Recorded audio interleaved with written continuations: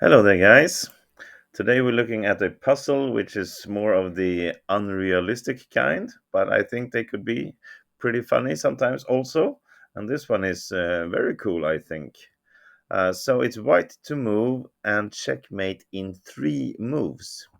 First, look at the pawns, just to be clear. Our pawn is going up, and black's pawn is going down, which means he can take either rook if it was his turn, and of course, if our pawn is moving up, we don't have any cover of c1 or e1. So a check like this will just be taken by the king, and then it can probably escape somewhere. So, going back here, we need to find one way to checkmate here in three moves as white. And you should pause your video now and think about it and see if you can find the solution. And when you return, I will show it to you if you haven't managed to solve it yourself. Go ahead. And welcome back. Okay, so as I showed you, the rook check on e1 or c1 will not really get us anywhere. We will just lose the rook and the king will escape.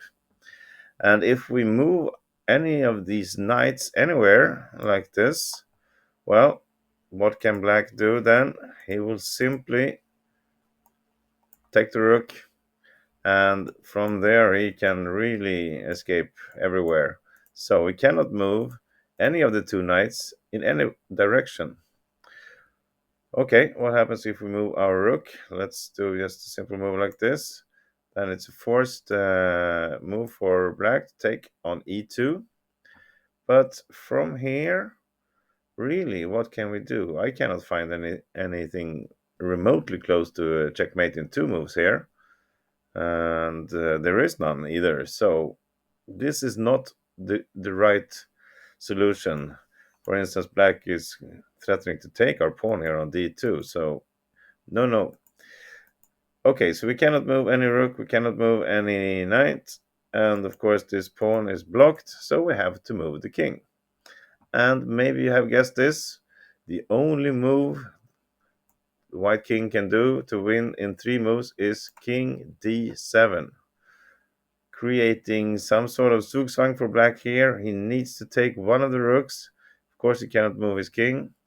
So it's the same variation because the position is very, well, it's similar. If he takes here on e2, we play knight to e4.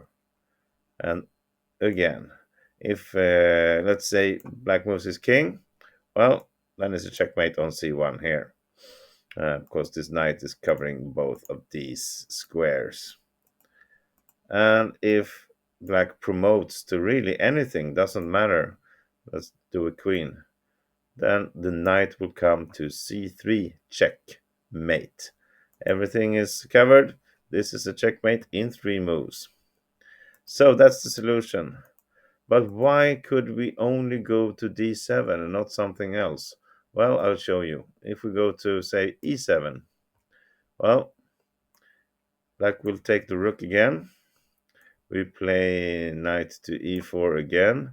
But now, when black promotes to a rook or a queen, this knight is pinned. So we cannot move it. We don't have a checkmate here because we're not allowed to move our knight. So that's why we need to do a tempo move with our king, but we cannot put it on the e file or the c file, and we have to go to d7, and that's how we win. So just look at, if he takes the other rook, well, it's the same. Instead we move this knight to c4. He promote to anything. Let's try a knight.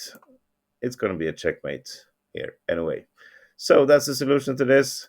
From the starting position, a quiet king move to d7 is the solution in how to win this in three moves. Congratulations if you found it, and if you didn't, watch more of my puzzles so you can train your capability to see things like this. Have a great day, everybody, and see you back later. Hi.